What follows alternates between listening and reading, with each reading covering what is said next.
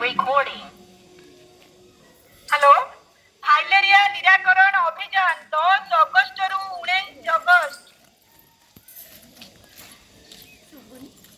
Filaria रु कष्ट काहींकी पाइबा वर्ष को थरे मात्र फाइलेरिया निराकरण पाई औषध सेवन करंतु।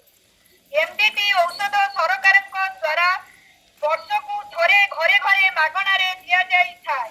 आशा अंगनवाड़ी दीदी तालीम प्राप्त स्वच्छासेवी माने घर को घर जाई परिवार सदस्य